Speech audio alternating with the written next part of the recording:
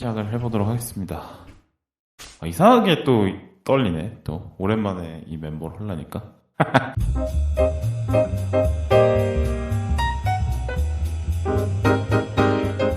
시작합니다. 갑니까? 자, 시작하겠습니다. 자, 현재 시간 2023년 5월 4일 10시 20분이고요. 자, 오늘은 63번째 시간 영화 파이어 꿈의 축제에서 사기극으로를 다루도록 하겠습니다. 자, 오늘은 게스트 두 분을 디스코드로 모셨는데 두 분 모시는 건 처음이에요. 일단 첫 번째 게스트 이디오님 소개해 주시죠. 네, 안녕하세요. 이디오십니다. 그리고 처음으로 실명으로 참여하신 이민영 씨, 네, 말씀해 주시죠. 안녕하세요. 근데 실명으로 참여한 사람이 제가 처음이에요? 네, 아마 처음이자 마지막일 것 같은데요. 제가 닉네임을 써볼까 생각했는데 네네네. 사실 닉네임을 쓴다는 거는 이제 나의 어떤 실명 뒤에 네. 좀 더 자유로운 이야기를 할 수 있다는 어떤 장치를 마련하는 거잖아요. 약간 숨는 거죠. 네. 근데 굳이 사실 그럴 이야기를 나눌 것도 아닌 것 같고, 저 사실 회사에서 닉네임 쓰고 있거든요. 그래서 반대로 실명으로 한번 참여해보고 싶었습니다. 오히려 지금은 실명 쓰시는 게 오히려 가명처럼 느껴지는 네. 그런 상황이라서. 네네. 그러니까 한 가지 제안을 좀 드리고 싶은데 성은 네. 빼고 그냥 인형으로 하고 싶습니다. 네. 인영 씨로 그러면 하겠습니다. 네. 네, 인영 씨로 하도록 하죠. 상당히 어색한데 오히려. 네. 그래요. 자, 그럼 간단하게 어떤 영화 좋아하시는지, 재밌게 본 영화 뭐 있는지 이렇게 좀 설명해 주실까요? 네, 두 분이랑은 영화 팟캐스트를 해서 조금 취향을 아실 것 같은데 일단 까먹었어요. 기억이 안 나요. 네. 제가 가장 좋아하는 영화는 미스 리틀 선샤인이고요. 네. 진짜? 그랬나? 인영이가 네. 그거 제일 좋아했었나? 인영씨? 네, 좋아합니다. 그리고 제가 그 영화 되게 좋아했었잖아요. 맞아요. 네. 그 얘기를 이디언님이 그거 좋다 그래서 저는 싫어했습니다. 그리고 저는 그린북 되게 좋아하고 네. 그린북. 그건 저랑 또 공통점이 있네요. 그러게요. 그린북 좋아하고 사실 한국 영화 중에는 리틀 포레스트도 되게 좋아하고요. 그리고 고레에다 히로카즈의 영화들도 좋아하고 사실 다큐멘터리 장르를 되게 좋아해요. 저 다큐 영화를 사실 이제 인영 씨가 고르셨는데 네. 다큐 영화 고르신 분 또 처음이거든요. 아, 그래요? 처음 하는 게 맞네요. 네, 상당히 또 당당하시게 자기 취향을 또. 네, 저는 다큐 영화를 좋아하고 그냥 영화가 아니더라도 다큐멘터리를 되게 좋아해서 넷플릭스에서도 다큐 영화를 좀 많이 찾아보는 것 같아요. 넷플릭스에 또 좋은 다큐들이 많으니까, 그죠? 네, 맞아요. 그게 너무 좋습니다. 인영님의 취향 잘 알겠습니다. 약간 좀 뭐랄까요? 이분이 이제 웃음기 별로 없이 이제 다큐로 사시는 분인데 다큐를 좋아하시지 않나. 네. 그래도 재밌는 다큐도 많이 있어요. 그렇죠. 네. 저는 기본적으로 뭔가 이제 사실에 기반한 스토리를 되게 좋아하기 때문에 그런 것 같아요. 그냥 영화, 영화 같은 것도 실화 기반의 스토리면 더 흥미가 가요. 그럼 판타지는 좀 별로라고 생각하십니까? 별로라고까지는 아닌데 그 스토리가 가진 힘이 있다 보니까 근데 별로라고 생각하기보다는 그냥 실화 바탕의 이야기에 좀 더 끌리는 편이라고 말할 수 있을 것 같아요. 재밌잖아요. 이디오님은 궁금하신 게 있으신지? 네. 없습니다. 아니, 알아요. 아니 최근에 만나서 민망해서 그렇지. 그러면 이거 하나 여쭤볼게요, 인영님. 최근에 본 영화 중에 가장 재밌었던 거. 다큐 말고. 다큐 말고요? 네. 다큐 말고. 다큐 포함해서 그러면. 다큐 말고 제가 최근에 재밌게 본 영화가 하나 있는데 지금 기억이 안 나는데.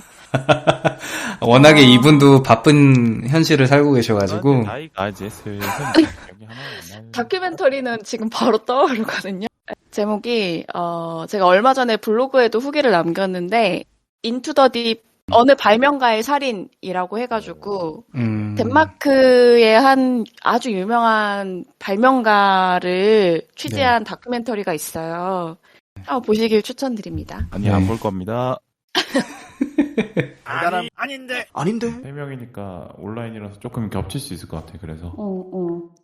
돌아오면은 질문이 돌아오면 누나가 먼저 하고 그다음에 형이 하고 그다음에 내가 마무리하는. 알겠습니다. 자, 그럼 오늘 이제 영화 얘기 본격적으로 이제 해보도록 하죠. 네.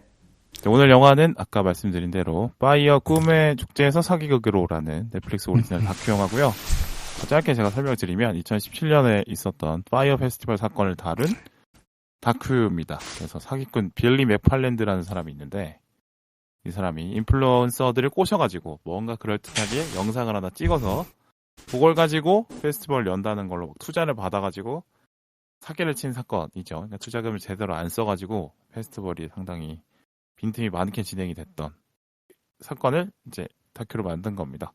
그러니까 제대로 투자금을 안 쓰니까 뭐 공연 섭외도 안 돼 있지, 공연 환경도 안 돼 있지, 뭐 숙소는 텐트로 뭐 대체하지, 식당도 제대로 안 갖춰져 있고, 뭐 화장실, 샤워실 이런 것도 제대로 없는 당일에 취소한 사건이죠. 그래서 이 일에 참여했던 뭐 참가자뿐만 아니라 뭐 거기 구경 온 분들뿐만 아니라 일을 추진했던 사람 모두가 상처를 입은 그런 사건이었고 임금도 받지 못했고 사실은 이제 이 페스티벌이 진행이 되는데 제대로 이게 준비가 되지 않고 있다라는 어떤 폭로들이 계속 나왔는데도 불구하고 일이 계속 진행이 돼서 결과적으로 파국을 맞이했다 이런 내용을 다루는 다큐멘터리가 되겠습니다. 그래서 이 사기꾼 빌리 맥팔레이는 2018년에 사기죄로 6년형을 받았는데 오늘 제가 찾아보니까 작년에 출소를 했더라고요. 뭐 그래요. 어쨌든 그런 사건을 다루고 있는 다큐멘터리입니다. 영화 어떻게 보셨는지 우리 인영 씨부터. 네, 사실 저는 다큐멘터리 영화를 뭐 자주 보니까 사실 구성 면에서는 특별할 건 없다고 느꼈는데 왜냐면 뭐 그냥 인터뷰나 그때 당시에 영상이 이제 계속 자료 화면으로 쓰이면서 그런 구성들이 좀 평이하게 느껴지기는 했는데 이 페스티벌이 아무것도 준비가 되어 있지 않은 상황이라는 걸 지켜보는 사람은 알잖아요. 그래서 이게 도대체 어떤 파국을 맞이할까를 기다리는 상황에서 굉장히 큰 긴장감을 줬던 다큐였던 것 같아요. 그래서 조금 인상 깊었고 개인적으로는 사실 할 말이 되게 많지만 이 다큐멘터리를 보면서 가장 크게 머릿속에 남았던 질문 중에 하나는 사람은 왜 포기할 때를 알면서도 포기를 하지 못할까? 그러니까 이런 게 많이 느껴졌거든요. 그래서 그런 부분에 대해서 좀 얘기를 나눠보고 싶었고,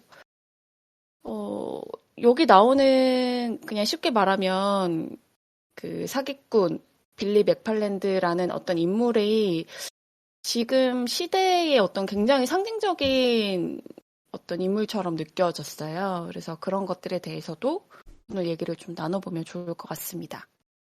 네, 잘 들었고요. 이게 팟캐스트 한 6년 만에 복귀작인데, 그죠? 그러니까요. 네, 경력 단절이 느껴지지 않을 정도로. 그러니까 이 희한하네. 너무나 잘하시는데요. 네. 제가 했을 때랑 다른데요? 그렇죠. 이기현님은 아주 많이 절었는데. 그러니까 너무 비교가 되네요. 그래도 이제 이기현님은 스스로 성찰이 되는 분이라서. 그렇죠.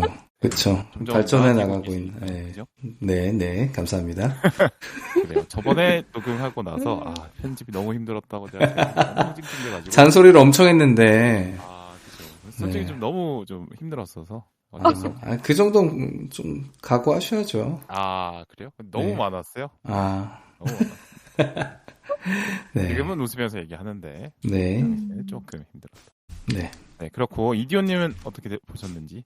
저도 되게 재밌게 봤었고, 저는 개인적으로 페스티벌을 좋아하고 또 많이 가니까, 또 페스티벌을 소재로 해서 영화가 더 흥미로웠는데, 오히려 재밌었던 거는 이제 미국이라는 굉장히 선진화된 산업적으로나 문화적으로나 굉장히 선진화된 나라에서 이런 사기극이 펼쳐졌다는 게 굉장히 신기했고, 똑똑하다고 하는 젊은 미국 사람들이 이 한 사람의 사기극에, 이 사람의 노름에 같이 휘말려 들었다는 거, 같이 놀아났다는 거.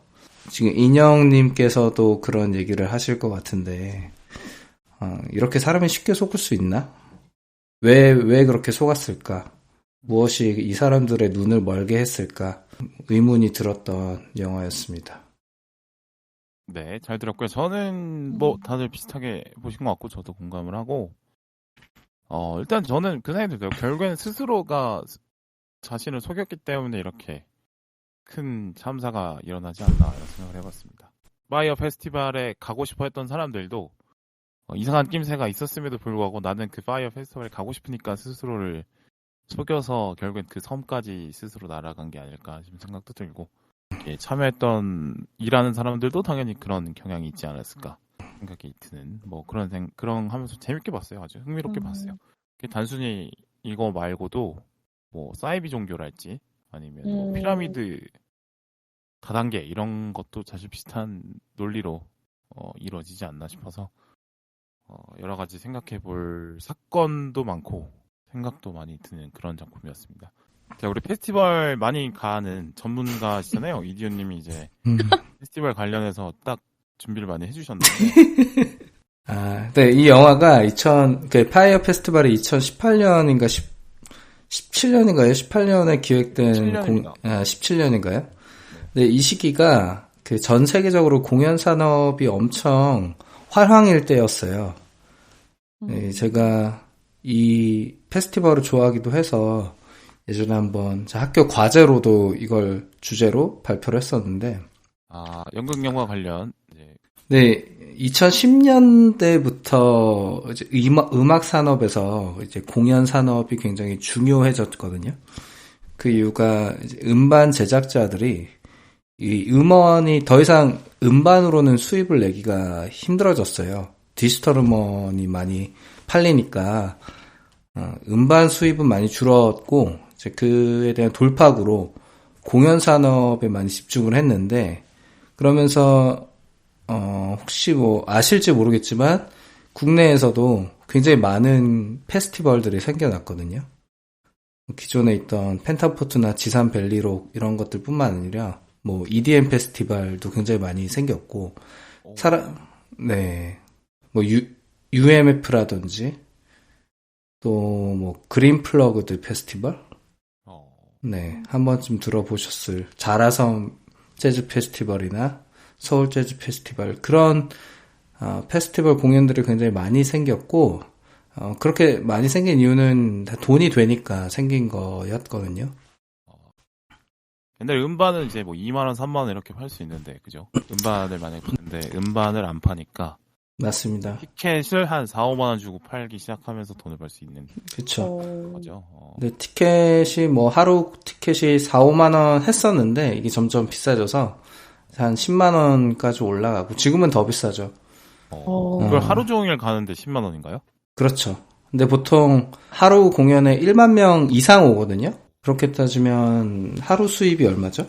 수학이 안 되네? 10억이죠. 그걸 보통 2, 3일 정도 하죠. 페스티벌은 한 2, 3일 정도 하니까 한번 개최하면 20억, 30억의 티켓 수입이 생기고 부가적으로 이제 스폰서 후원들을 받으면서 수익이 더 커지거든요.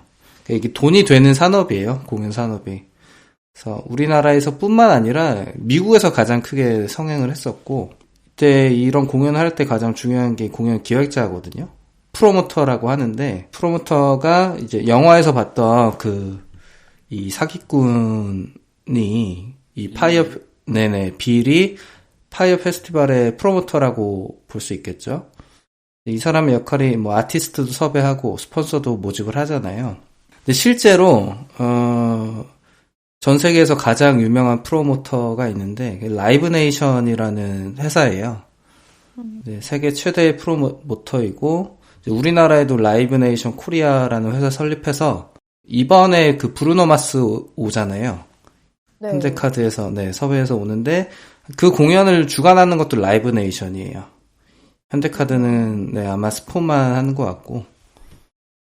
그래서 이 라이브 네이션이라는 회사가 코로나 이전까지 엄청 많이 컸는데 뭔가 구설수에도 많이 휘말렸어요. 마치 이 파이어 페스티벌의 빌처럼 좀 공연의 부실이라든지 어떤 안전관리 문제 때문에 욕도 많이 먹었고 실제로 기소도 많이 당했거든요. 근데 이런 문제들이 결국엔 돈 때문에 생기는 것 같아요. 이런 기획자들이 돈만 쫓고 공연을 이제 준비하다 보면 여러 가지 문제점이 생기는 것 같고, 그게 좀 극단적으로 드러난 게 어떤 파이어 페스티벌이지 않나 싶어요. 제가 이 다큐멘터리를 보면서 느낀 점은, 저도 페스티벌을 많이 가지만 페스티벌이 상업화되면서 부실하게 운영되는 경우가 굉장히 많이 있거든요. 이른바 빼먹는 게 많아지는 거죠. 네네네. 네. 사실 락을 좋아하는 입장에서 페스티벌 팬의 입장으로서는 그 점이 굉장히 아쉬운데, 우리나라에도 그런 비슷한 사례가 있어요. 지금 제가 준비한 거는 지산 벨리록 페스티벌 얘기인데, 이 지산 벨리록이 굉장히 유명한 페스티벌이잖아요. 그래서 네, 아마 다 들어보셨겠지만, 네네. 네, 2007년도부터인가 그때부터 개최된 페스티벌인데, 이제 이게 돈이 되는 걸 알고 CJ라는 대기업이 2010년부터 벨리록 페스티벌을 주관을 하게 되거든요. 근데 이때부터 티켓 값도 굉장히 많이 오르고, 또 무슨 이제 페스티벌은 그 공연이 열리는 그 지역의 이해관계도 굉장히 얽혀 있고, 다양한 이해관계자들이 끼어 있는데, 그런 문제들이 이해관계자들의 갈등이 생기니까 뭐 페스티벌이 취소되는 경우도 있고, 이 지산 벨리록 페스티벌 같은 경우는 뭐 지산에서 안산으로 옮겨진 경우도 있고, 뭐 여러 가지 문제들이 생겼거든요. 이제 그런 문제들이 어떤 페스티벌을 좋아하는 입장에서는 굉장히 아쉬웠고, 그래서 벨리록 페스티벌 같은 경우는 2017년까지만 하고 지금은 안 열리고 있어요. 개최를 못 하고 있어요. 진짜요? 네. 그래서 아마 CJ도 이 페스티벌을 운영하면서 돈을 벌기보다는 잃는 게 너무 많다고 판단해서 손을 뗀 게 아닌가 싶은데, 벨리록 페스티벌은 더 이상 열리지 않고 있고, 이제 저 같은 경우는 펜타포트 페스티벌만 꾸준히 가고 있습니다. 근데 펜타포트 인천에서 하는 거죠? 네네네, 펜타포트는 인천에서 하고 있고요. 사실 아마 국내에서 가장 오래 유지되고 있는 페스티벌일 거예요.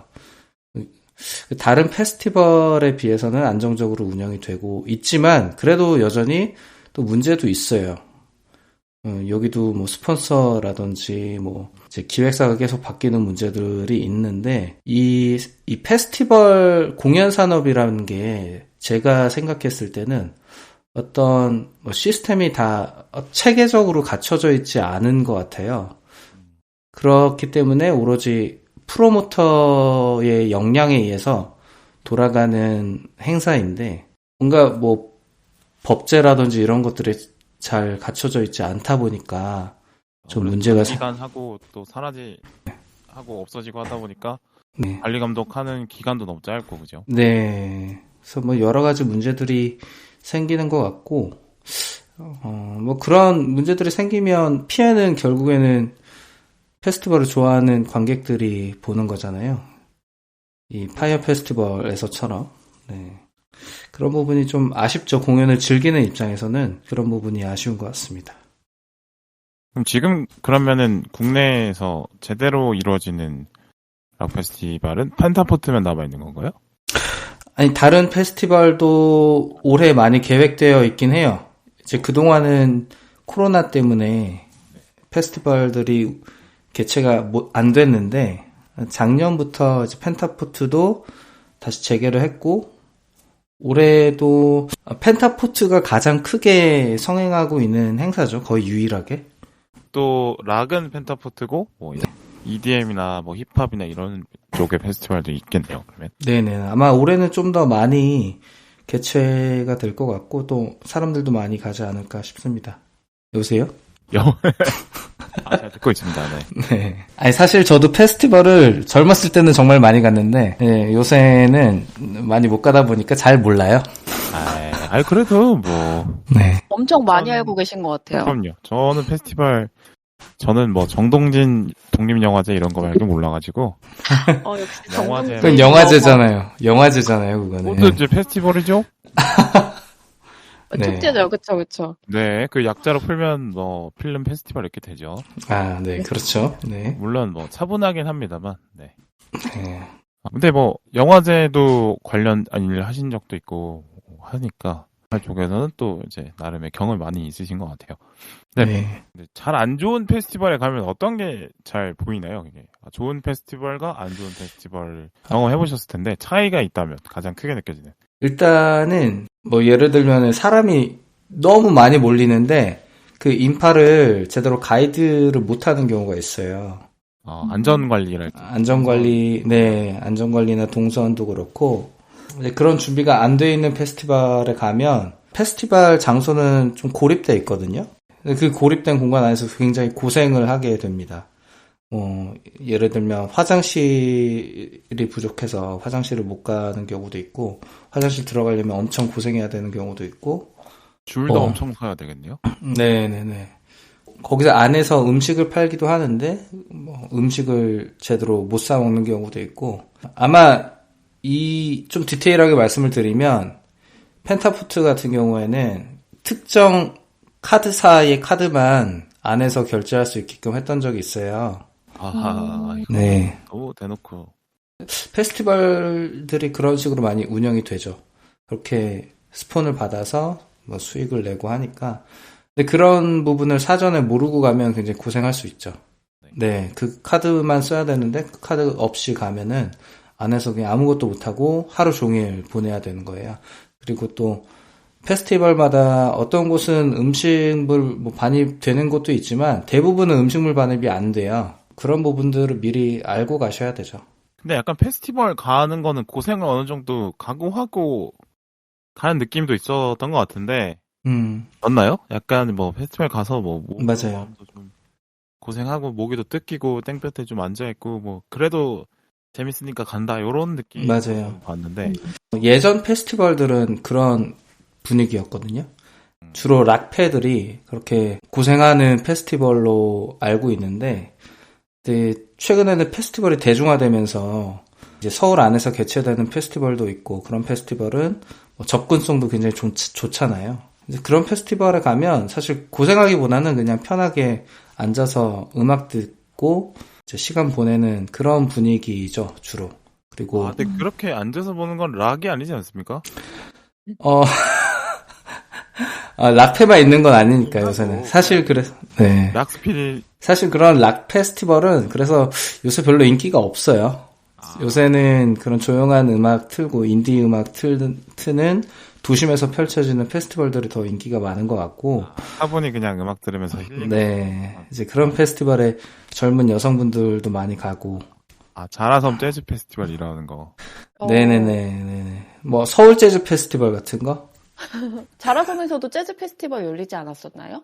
계속 열립니다. 거기도 그쵸? 꾸준히 열려요. 네. 네. 저도 서울 재즈 페스티벌은 아직 안 가봤는데 네. 가보고 싶고 그 이디오님 말씀하신 것처럼 락페는 그 특유의 분위기가 있잖아요. 맞아요. 땀 흘리면서 서로 이제 완전 뛰어놀고 이런 분위기가 좀 부담스러워서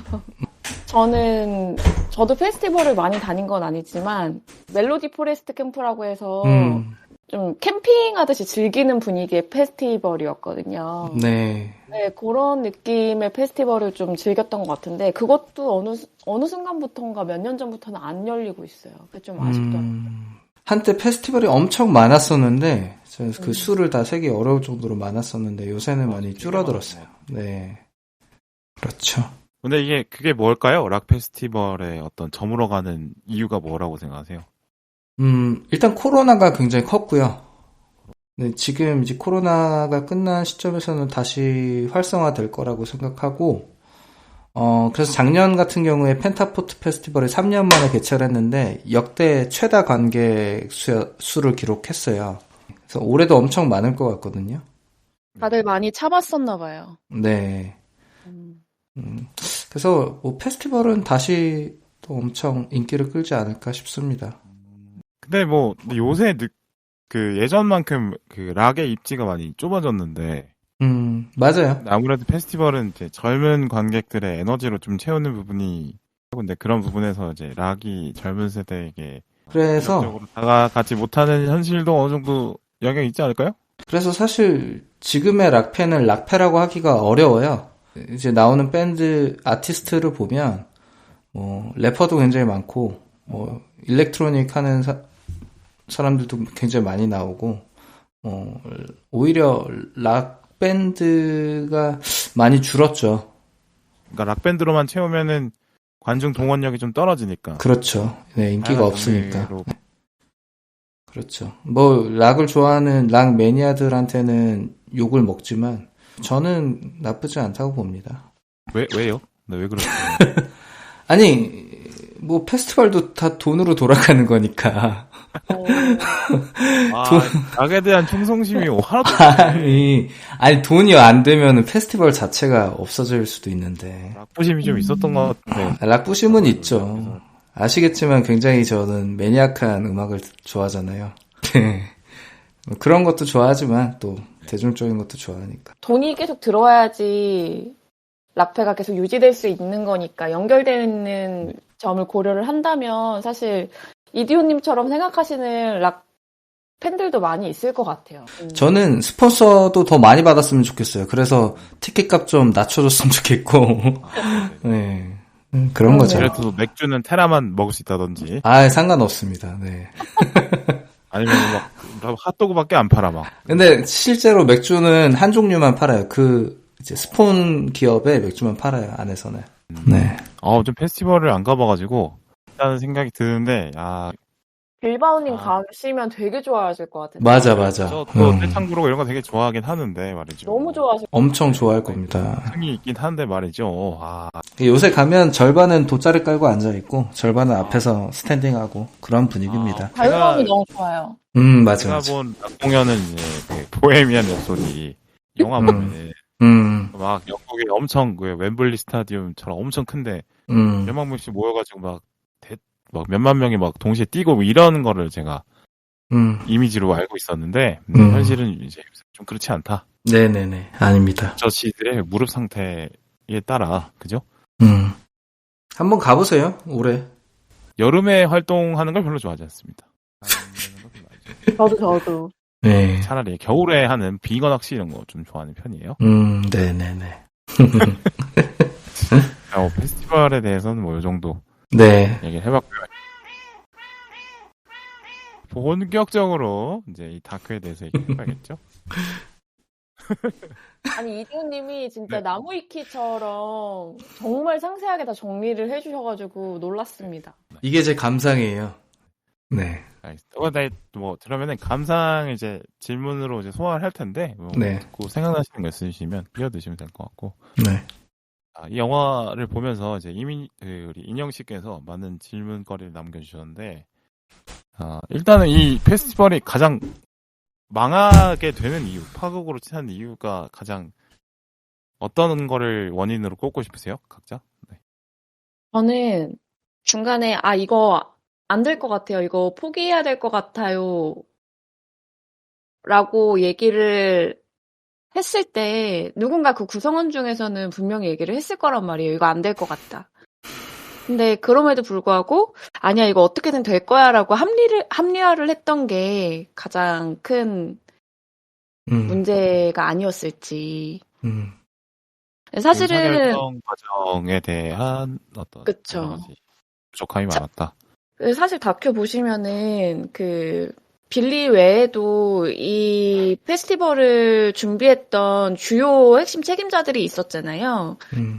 그리고 인터뷰에 응한 사람들 대부분은 뭐가 안 되고 이것도 안 되고 무리다 이런 이야기들을 계속 그 책임자들한테 어필을 했음에도 불구하고 중간에 멈출 수 없다는 식으로 전혀 멈추려는 의지를 보이지 않았어요. 그러니까 사실 일을 하다 보면은 이런 일들이 굉장히 많이 발생하거든요.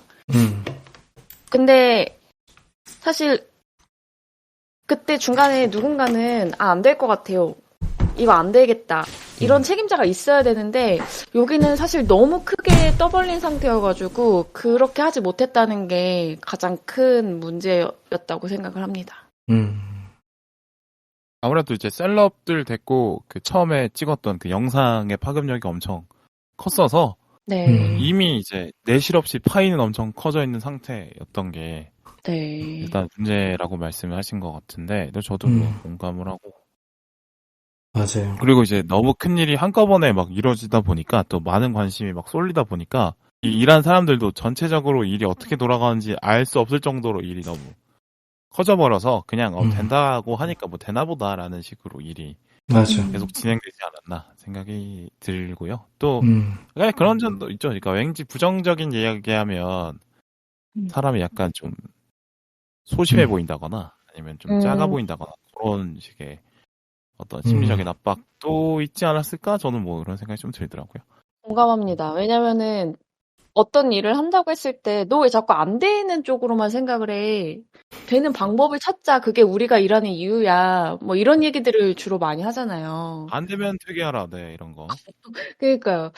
사실 그런 정도의 사이즈가 진짜 아니었죠, 이번 일들은. 그리고 빌바오가 얘기를 했지만 보면은 되게 좀 기이하게 느껴졌던 게 일을 준비하는 실무진들은 옆에서 계속 곡소리를 내고 있는데 빌리랑 그리고 이 페스티벌을 같이 주최한 그 래퍼 같은 경우에는 뭐 해변에서 뭐 수상 스포츠를 즐긴다든지 굉장히 좀 다른 세계에 살고 있는 것 같은 모습을 계속 보여줬어요. 그러니까 저는 이들이 이미 나중에 사건이 당일에 닥치면은 어떤 일이 벌어질지 알고 있었음에도 불구하고 그냥 계속 외면을 했던 것 같아요. 알고 있었음에도 불구하고 잘 될 거야, 어떻게든 될 거야라는 합리화보다는 알고 있지만 지금은 생각하고 싶지 않아. 그냥 그때 가서 생각하자. 이렇게 그냥 손을 놔버린 게 아니었을까. 지금 생각해보니까 그런 생각도 드네요. 근데 막상 이제 쏟아지는 투자금과 관심에 약간 취해 있지 않았을까? 그쵸. 생각도 들고. 이기원님은 어떻게 보세요? 이 원인이? 근데 어쨌든 뭐 다 수요가 있으니까 이런 사기꾼들이 판칠 수 있는 게 아닌가 싶은데, 네. 저는 이 공연의 그 진행 과정의 문제점을 중간중간 뭐 그런 문제점들이 노출이 됐었고, 그 공연 티켓을 예매한 사람들이 충분히 그런 문제들에 대해서 알 수 있는 기회가 있었다고 생각을 해요. 그런데 애써 그걸 부정하지 않았나. 그 관객들이 그들이 어떤 상상하고 있는 완벽한 여름 휴가 이런 그 망상에 취해서 문제가 있는 현실을 볼 수 있는 기회가 있었지만 그걸 애써 외면했다. 그래서 이 지경까지 온 게 아닌가라는 생각이 들었습니다. 그 페스티벌에서 가서 즐기는 건 상당히 환상적인 일이긴 한데 그걸 진행하는 일은 그냥 그대로 일로 봐야겠어야 되는데 휴가 보듯이 일을 봐서 그렇게 생긴 문제라고도 볼 수 있겠죠. 네. 이 빌리라는 사람은 이미 이 파이어라는 페스티벌 전에 이 파이어 앱이라는 플랫폼을 만들기 전에도 이미 굉장히 잘 알려지고 또 실력을 인정받는 신인 사업가였기 때문에 빌리라는 사람을 너무 신뢰했던 어떤 산업 환경? 또 문제가 있었다고 봐요. 왜냐면은 지금도 그런 것들이 이어지고 있는데 보지 않고도 투자하는 상황이 굉장히 많아졌잖아요. 그렇죠. 네, 간판으로 나온 유명인들을 보고 투자하는 경우들이 그렇죠. 그리고 그런 것들이 잘 됐을 때 투자를 하면 이미 늦었다는 어떤 생각을 갖게 됐잖아요, 저희가. 네. 맞아요. 그래서 투자자들은 물론이고 그리고 이 축제를 즐기려던 사람들 역시 날 것이지만 이거는 반드시 어떤 큰 페스티벌이 될 거야 혹은 굉장히 트렌디한 어떤 페스티벌이 될 거야라는 기대감으로 뭔가 불안한 감이 없었지만 여기에 투자를 하겠다고 뭐 사이즈를 좀 키우고 이거를 즐기겠다고 그냥 큰 돈을 지불하고 잃었던 면도 좀 상황을 크게 만들지 않았나. 여러 가지 맞아요. 복합적인 요소가 있었다고 생각을 해요. 이게 사실 인터넷으로 다 홍보가 되니까 인터넷으로만 정보를 얻잖아요. 네, 그래서 최근에 이런 스캠이라고 하잖아요. 사기 네. 행각을 스캠이라고 하는데 스캠들이 굉장히 네네. 스캠이 굉장히 많아졌고 이 파이어 페스티벌 같은 경우는 정말 대규모 스캠이었다고 생각을 하는데 어 인영님께서 말씀하신 것처럼 근데 이 인터넷으로만 접하는 정보의 한계가 있지만 그럼에도 이게 시간이 지나서 나중에 이게 어떤 거는 진짜로 드러나는 게 있고 어떤 거는 스캠으로 드러나는 게 있는데 진짜로 밝혀지는 것도 있으니까 우리가 속는 것 같아요. 사실 뭐 우리가 비트코인을 갑자기 얘기를 해보면 비트코인도 실제 테라 네네 그러니까요. 네 테라 같은 거는 스캠이었고 뭐 비트코인은 아직까지 돈을 벌어주고 있으니까 그거는 스캠이 아니겠죠? 뭐 장기간으로 봤을 때 스캠이 될 수도 있죠. 앞으로는 또 어떻게 될지 모르죠.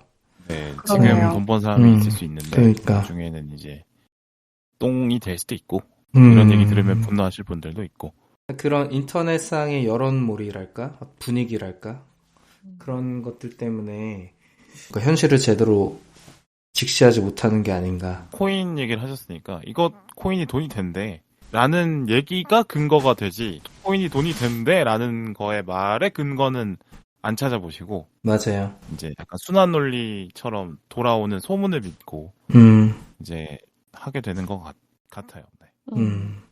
그렇죠. 근데 믿고 싶은 여기서 것만 이제 믿는 거죠. 맞아요. 가장 이 어떤 그 말을 믿게 만드는 이유가 이제 인플루언서들이 이 홍보에 전면에 나섰기 때문에 그런 것 같은데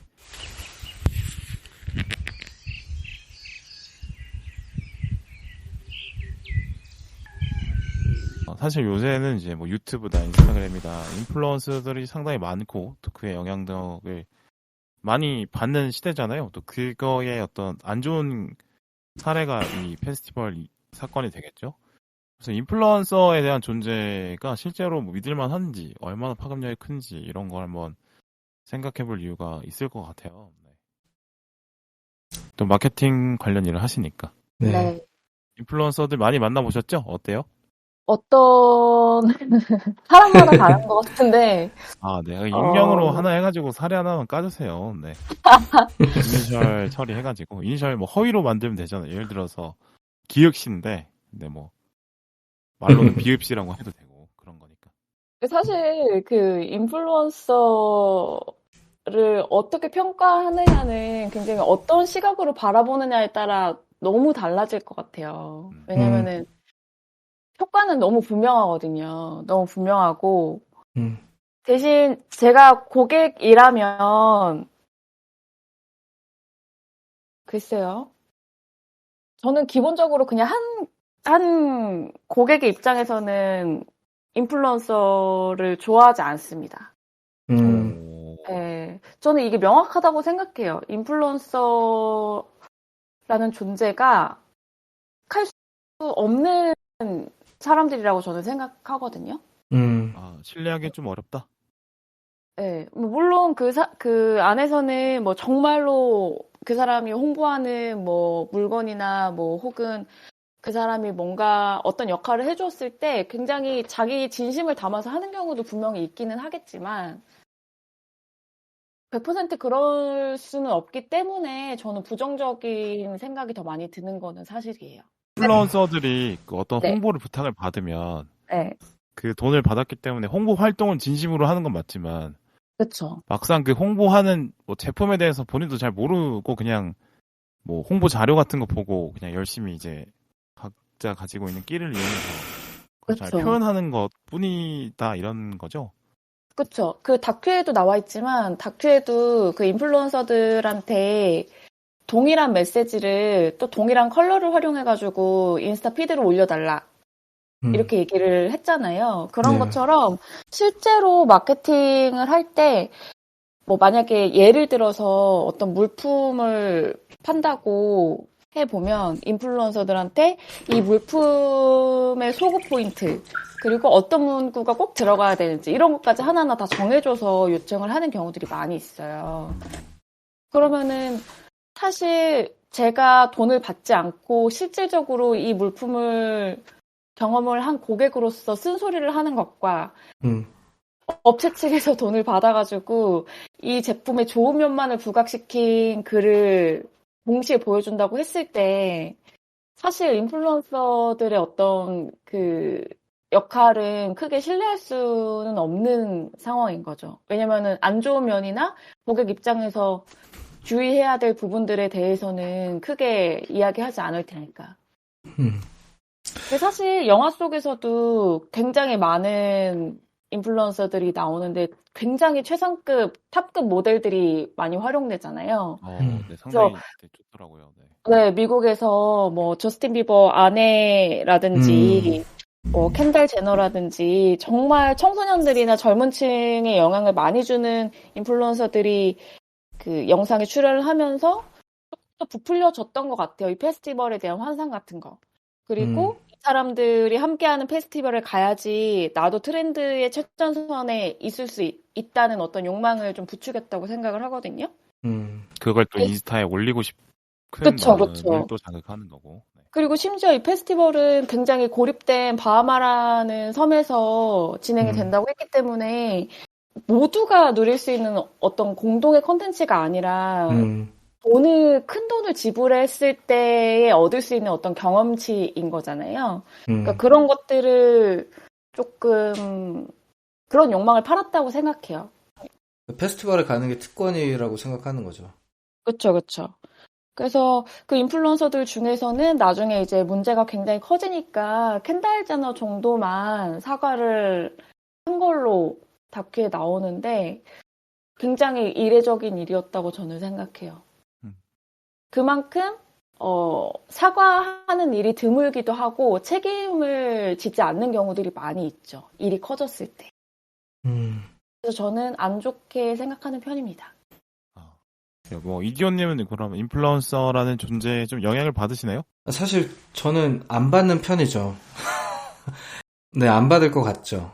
저 안 받는 편이고, 그러니까 물건 자체를 직접 경험하는 게 중요하다고 생각을 하고, 이게 제 와이프도 마케터이지만, 저는 그런 마케팅에 대해서 부정적인 입장이거든요. 그럼에도 불구하고, 이 마케팅의 의미는 어쨌든 그것이 사람들에게 먹히니까 분명히 있다라고 생각을 하는데, 인형님의 말씀을 들으면서 궁금해진 건, 인플루언서라는 게 원래는 이제 사람들의 어떤 믿음에 의해서 신뢰에 의해서 만들어졌잖아요.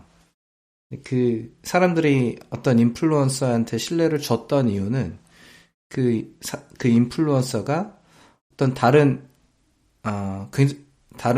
뭐 자본이라든지 이런 거에 영향을 받지 않고 독립적으로 신뢰할 만한 평가를 하기 때문에 어떤 물건에 대해서 평가를 하고 리뷰를 하기 때문에 사람들이 신뢰를 갖는 건데 지금은 그 변질이 돼서 인플루언서가 자본의 영향을 받고 홍보비를 받아서 대신 광고를 해주고 있다라는 거를 이제는 누구나 다 알고 있잖아요.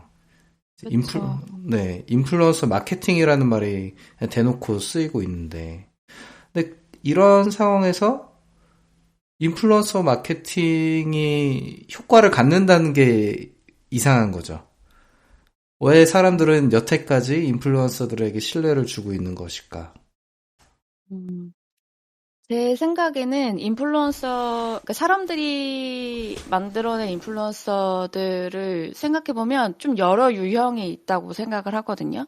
이다운님이 말씀하신 것처럼 신뢰가 갈 만한 리뷰를 해서 그 사람이 인플루언서가 된 경우도 있지만 새로운 라이프 스타일을 좀 제안을 했다거나 아니면 평범한 일상과는 다른 어떤 캐릭터의 출연이라든지 좀 다양한 인플루언서들이 있다고 생각해요. 다큐에서 나온 인플루언서들 같은 경우는 이제 새로운 라이프 스타일을 좀 선도하는 유형의 인플루언서들이었던 거죠. 그래서 이 페스티벌에 참가하면 저 사람들처럼 좀 힙해지고 좀 잘 나간다는 어떤 상징을 갖게 될 수 있을 것 같다. 이런 역할을 부여했다고 생각을 해요.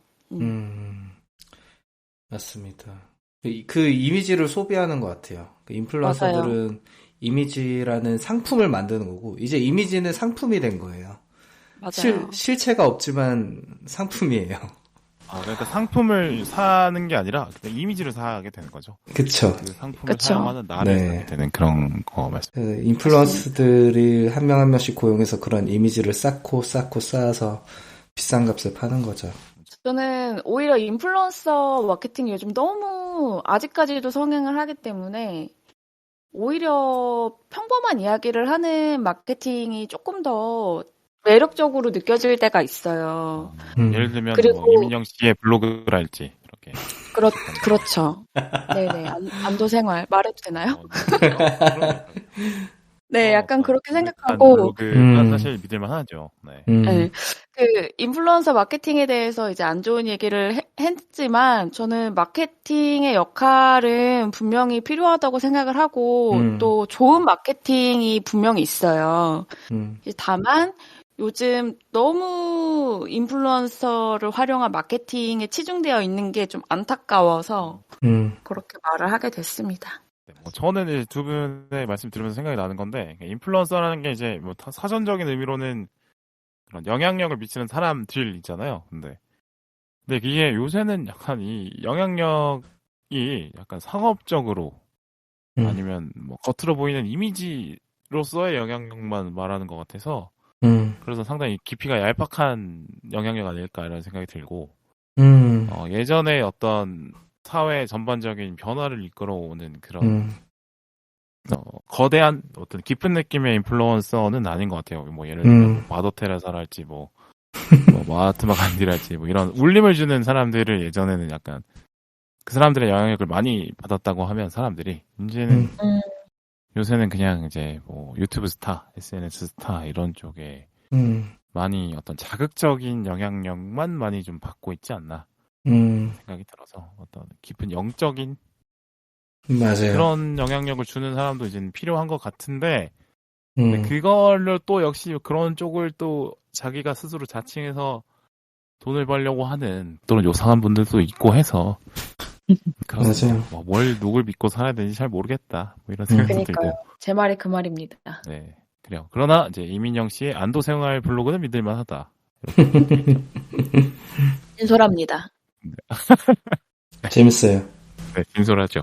그러면 이제 SNS의 영향력이 이제 크다는 거는 모두가 공감을 하시는 것 같은데 이번 영화를 보면 이제 부정적인 측면만 많이 나왔어요. 근데 알면서도 이 SNS의 그 그럴싸함에 사실 영향을 많이 받고 또 끌리기도 하고 그렇잖아요. 근데 왜 그런 것 같으세요? 알면서도 이렇게 SNS의 영향력에 지배를 받는 이유. 뭐 SNS의 순기능도 분명히 있다고 생각을 하고 그러게요. 저도 SNS를 안 하는 이유는 순기능보다는 사실 이제 내가 원치 않는 어떤 영향들을 내 삶에 너무 많이 줄 수 있을 것 같다는 어떤 불안감 때문이거든요. 그러니까 불필요한 정보들이 너무 많으니까 이제 차단을 하는. 그쵸. 이런 것도 있고.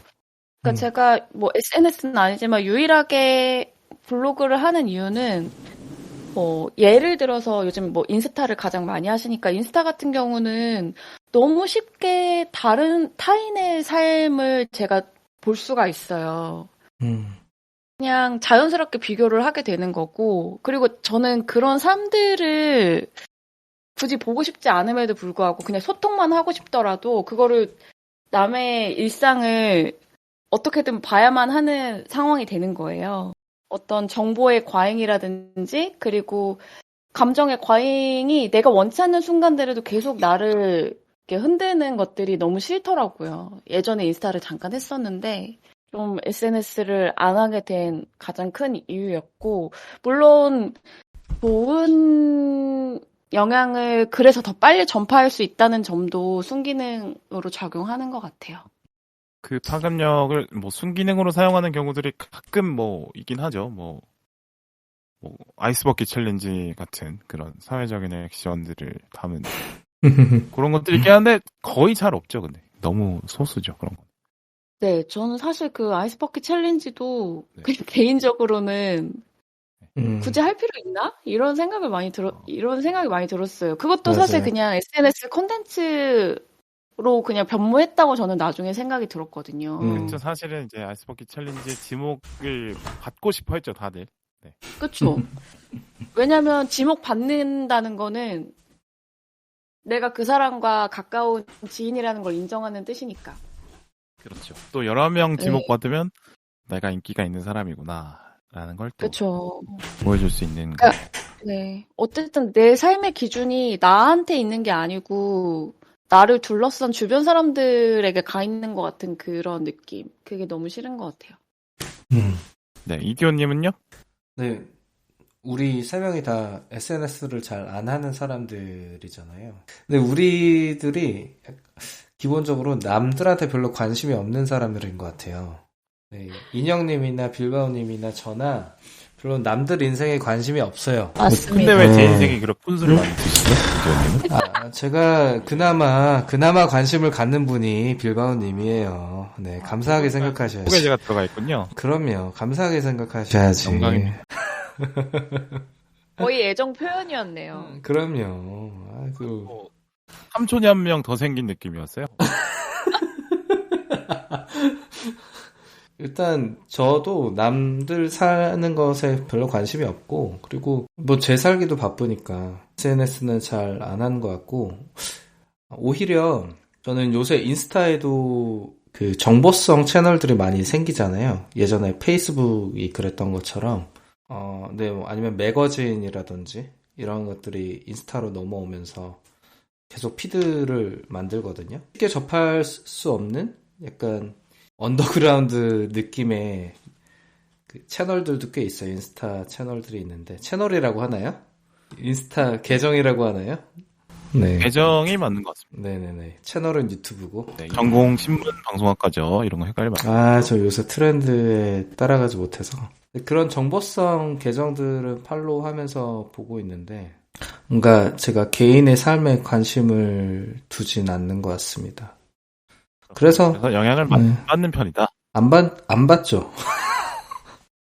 저도 마찬가지로 뭐 남의 인스타그램 뭐 올라오는 건 많이 구경은 하거든요. 네. 근데 사실 뭐 이런 생각이 들긴 해요. 내가 네 밥 먹는 거를 몇 끼 이렇게 알아야 될까? 네. 의견 주는 사람은 있어요. 네, 이렇게까지 많은 걸 남들에게 이렇게 보여줘야 될까 싶은 생각을 주는 분들이 있긴 있죠. 그 친구들 중에. 네. 뭐 그래서 뭐 결과론적으로 저는 뭐 영향 많이 안 받는 것 같고, 그 대신에 그 인스타그램에서 핫해진 트렌드들이 있잖아요. 네. 뭐 성수동에 놀러 간다랄지 아니면 전에 뭐 서촌에 많이 간다든지 뭐 이런 것 때문에 간접적으로 영향을 받는 것 같아요. 그러니까 인스타그램이 만들어내는 유행 때문에 저도 그 유행에 자발적으로 참여하지 않지만 참여하게 되는. 요새는 뭐 성수동이 많이 힙하니까 성수동에서 만나게 되는 거죠. 저도 모르게. 그건 이제 제가 직접적으로 성수동에 가고 싶은 생각은 안 들었지만 제 친구들이 가고 싶어 하니까 저도 가게 되는 뭐 이런 식으로 의도하지 않았지만 간접적으로 영향을 좀 받는 것 같긴 해요. 그리고 뭐 말로는 이제 성수동 얘기를 했지만 뭐 인스타그램에서 유행하는 어떤 라이프 스타일들이 있는데 근데 그거에 영향을 뭐 관심이 없더라도 받게 되는 것 같긴 해요. 그런 쪽. 맞아요.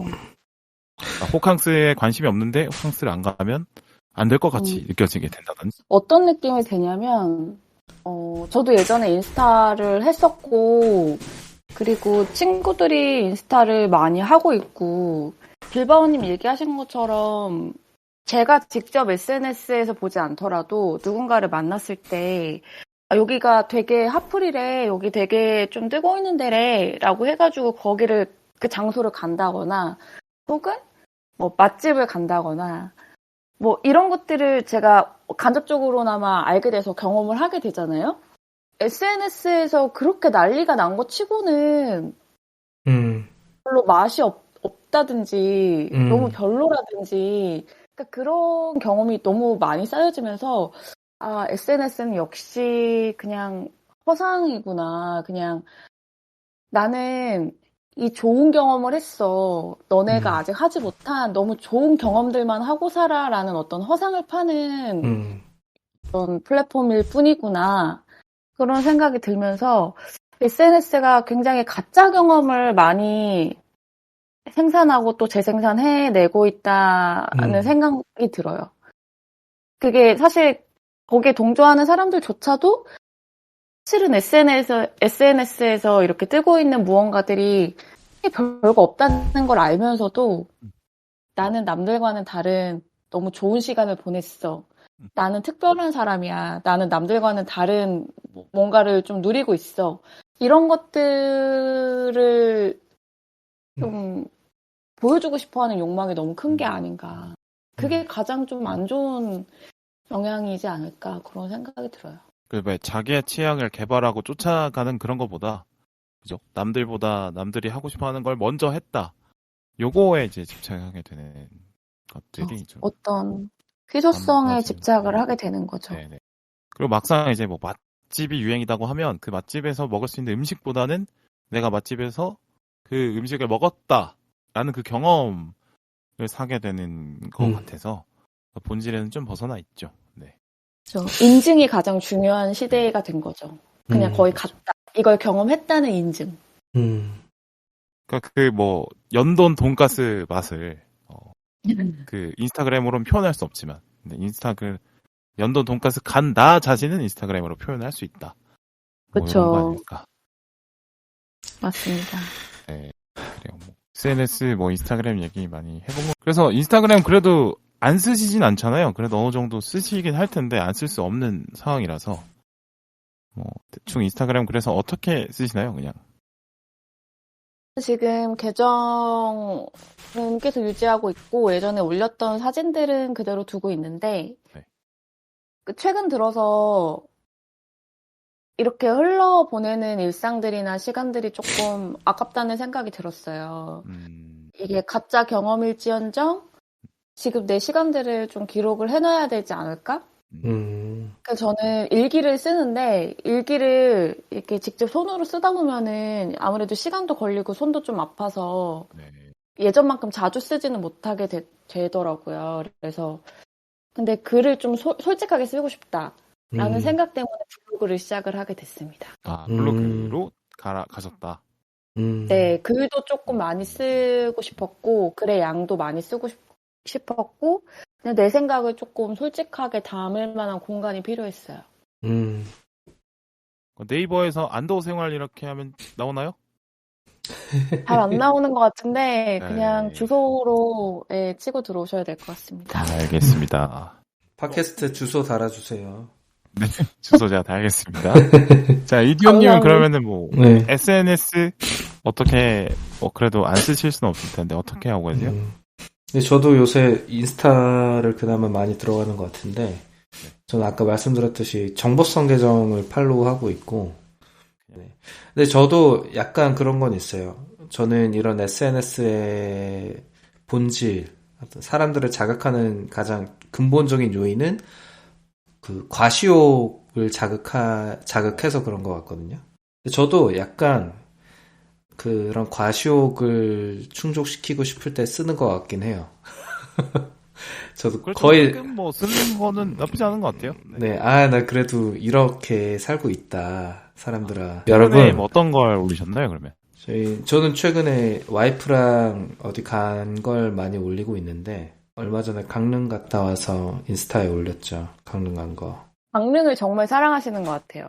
네, 강릉 좋아하죠. 제2의 고향처럼. 제2의 고향이죠. 그래서 사람이 사실 완전히 선비처럼 살 수는 없잖아요. 스님처럼 속세를 벗어나서 살 수는 없으니까 약간 과시를 하면서 나의 자존감을 채우고 싶을 때 저도 조금 이용하는 것 같습니다. 저는 인스타그램을 사실 부정적으로 얘기했지만 더 솔직하게 얘기하면 인스타그램에 적합한 과시할 거리를 제가 갖고 있지 않은 사람이나 혹은 그런 상황이어서 그런 걸 수도 있겠다는 생각이 들어요. 진짜 솔직하시네요. 네, 진짜로 그런 것 같아요. 왜냐면 제가 만약에 누가 봐도 잘생겼거나 몸이 좋거나 차가 좋거나 뭐 집이 좋거나 이러면 적절하게 자랑하는 게 뭐 나쁘진 않잖아요. 요즘 사회에서 자기 자신의 어떤 매력을 발산할 수 있는 기회이기 때문에 솔직하게 얘기하면 저는 만약에 그런 어떤 매력들을 갖고 있으면 많이 활용할 것 같고요. 안 갖고 있기 때문에 그냥 뭐 그런 힘들어하게 생각하는 게 이제 가장 영리한 선택이기 때문에 그렇게 한다고 봐요. 네, 그러니까 SNS에 이렇게 부정적인 면이 있다는 걸 알면서도 많이 하시는 분은 뭐 어떻게 보면 돈 벌기 위해서 많이 하시는 분들이 있을 거라고 보거든요. 네, 그렇게 하는 것 같고 어쩔 수 없는 부분이 있는 거죠. 그래서 인스타그램에서 활용해서 여러 가지 일들을 하셔야 되는 분들은 뭐 그렇게 하실 것 같아요. 근데 그게 이제 문제라고 하면 그쪽에서 뭐 어떤 특정한 이익을 볼 수도 없는데도 불구하고 인스타그램에 이제 매몰돼 있으면 이제 자기 스스로를 깎아먹는 것 같고. 네, 뭐 저는 이제 인스타그램을 안 하지만 이제 팟캐스트를 열심히 하고 있기 때문에 그게 어느 정도의 저의 어떤 표현하고자 하는 욕구를 좀 해소를 많이 해줘서 그래서 팟캐스트를 하면서 인스타그램에 대한 욕구가 많이 없어진 것 같아요. 이게 본인이 팟캐스트로는 보여줄 게 있다는 거잖아요. 그쵸. 네, 솔직히 말씀드리면 이것도 자신 있는 부분이라고 생각하는 부분이 있어서. 그렇군요. 네. 약간 너무 좋은 것 같아요. 동의하지 않을 수도 있죠, 뭐. 아이고, 뭐, 누가 뭘 잘한다고, 뭐. 그럴 수도 있겠죠. 요새 잘 나가시잖아요. 헛물 키지 마라, 이러면서. 네. 앞으로가 기대되는 빌건. 그럼요. 네, 저 팟캐스트로 건물 살 거니까. 팟캐스트로 건물 살 거니까. 팟캐스트로 건물 살 거니까. 네. 네. 그래요. 이제 마지막, 뭐, 거의 이제 얘기 많이 한 것 같은데, 마지막으로 근데 이렇게 그 인스타그램이나 뭐 여러 가지 뭐, 환상을 심어주는 것들이 사실 여러 가지가 있어요. 뭐 인스타그램도 있고, 뭐 SNS 여러 가지 있고, 유튜브도 그렇고, 뭐 각종 뭐 엔터테인먼트 산업도 사실은 뭐 어떻게 보면 환상을 파는 어떤 그런 것들이죠. 그래서 환상이나 아니면 허상이나 뭐 아니면 과한 기대랄지 이런 게 뭐 비판을 많이 하지만 경계해야 한다고 얘기하지만 사실 필요하기도 하잖아요. 그래서 삶에 있어서 뭐 환상이나 뭐 기대나 목표나 이런 거에 대해서 어떻게 생각하시는지 얘기해 볼까요? 것 같아요. 사실 그게 달리 말하면 꿈도 환상이잖아요. 네. 그게 없으면은 어떤 인생의 방향성 자체를 정하는데 좀 어려웠을 것 같고 꼭 필요한 것 같아요. 남들한테 보여주기 위한 어떤 환상이 아니라 내가 원하는 방향으로 가기 위한 환상이어야 된다는 점에서 차이가 좀 있겠지만 꼭 필요하다고 저는 생각을 합니다. 네, 이디오님은요? 항상 본질이 중요하다라고 생각을 했고, 보여지는 것보다는 보여지지 않더라도 가려져 있는 진실, 이런 것들을 찾으려고 해왔던 것 같아요. 젊었을 때부터. 네. 그래서, 지금 마케팅하는 와이프를 만나면서도 그러니까 와이프랑 저는 성향이 좀 달라요. 저는 굉장히 회의적이고, 뭐 이런 거예요. 뭐가 이제 논쟁을 하다 보면, 그게 왜 좋아? 그게 왜 필요해? 항상 뭐 이유를 묻거나, 그러니까 그 본질에 집착하는 편인데, 와이프는 이제 그렇지 않거든요. 저는 또 최근에 생각이 많이 바뀌었어요. 근데 사람들이 좋아하는 것에는 다 이유가 있는 거고, 그게 뭐 내가 그게 본질이 아니라고 한들 많은 사람들이 그걸 좋아하고 의미가 있다고 인정을 한다면 그건 정말 의미가 있는 게 아닌가? 그 자체로 그런 생각이 들었고, 마케팅을 우리 인형님도 하시지만 마케팅이라는 것을 굉장히 폄하했었는데 지금은 뭐 그렇지 않아요. 마케팅에도 의미가 있고 그 포장한다라는 게 얼마나 중요한지 이런 걸 좀 알아가고 있는 것 같아요. 중요하죠. 물론 저는 알맹이에만 집중을 해야 한다고 생각을 했었는데 그게 아니라 그 알맹이를 어떻게 포장하는지도 이 알맹이 못지않게 중요하다라는 걸 좀 생각을 그렇게 바꾸고 있어가지고. 그래서 우리 뭐 삶에서 환상, 기대, 저는 이런 것들이 이제 본질과 상관없는 포장하는 거라고 이해가 되거든요.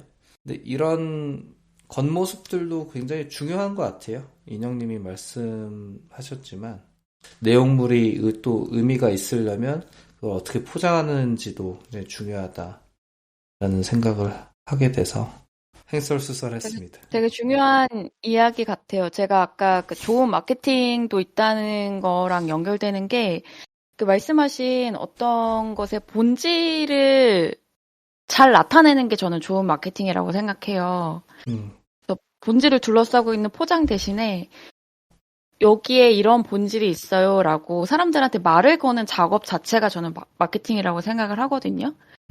왜냐면은 세상에는 너무 많은 것들이 있고 내가 주의 깊게 보지 않으면은 사실 알 수 없는 것들이 너무 많이 있기 때문에 그럼에도 불구하고 좋은 것들이 있으면은 이런 것들을 볼 수 있게끔 어떤 그 연결을 해줘야 되는 장치는 꼭 필요하거든요.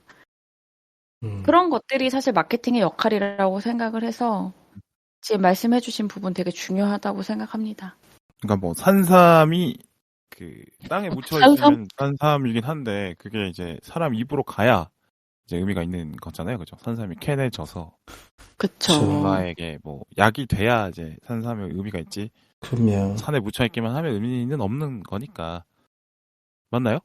예, 뭐 비유하자면 그런데 사실 뭐 묻혀 있더라도 좋은 의미가 있을 수는 있겠지만 비유하자면 그렇습니다.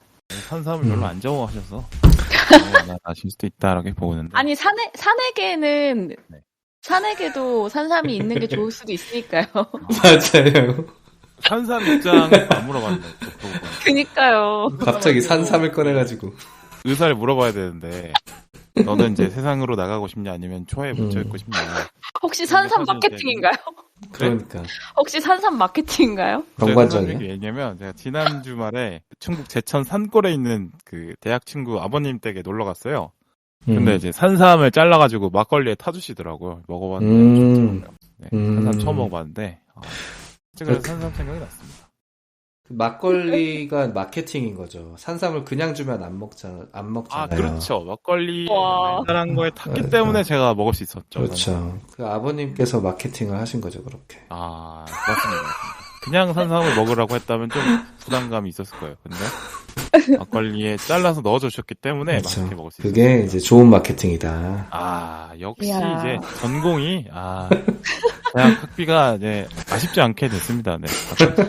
근데 저는 갑자기 그 얘기 생각나는데 어느 마케팅 전문가 유튜브 나와서 한 얘기를 들었는데 자기가 광고 쪽에서 엄청난 커리어를 쌓았는데 해보니까 결국에는 상품이 좋으면 뭘 광고해야 될지가 보이고 그걸 보여주기만 하면 상품이 홍보가 잘 되는데 애매한 상품이 오면은 뭘 기발한 방법으로 홍보를 해봤자 안 된다.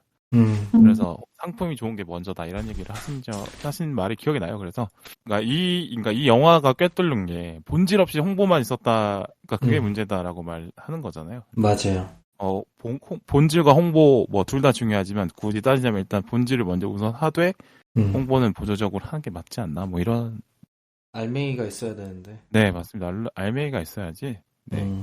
포장지를 싸지. 알맹이가 없는 맞아요. 포장지가 안 싸지니까요. 네. 그렇네요. 비유에 좀 중독이 된 것 같네요. 비유 잘하면 멋있어 보이더라고요. 그렇습니다. 산삼 막걸리는 맛있다. 이런 말씀 드리면서 우리 인형님의 소감 한번 들어볼까요? 마지막으로. 시간이 되게 빨리 갔네요. 빨리 갔고 저희가 이디오님이랑 빌바오님이랑 그리고 그리고 나머지 이제 세 명의 멤버가 같이 한 6년 전인가요? 6년 전, 같이 7년 전 그렇죠.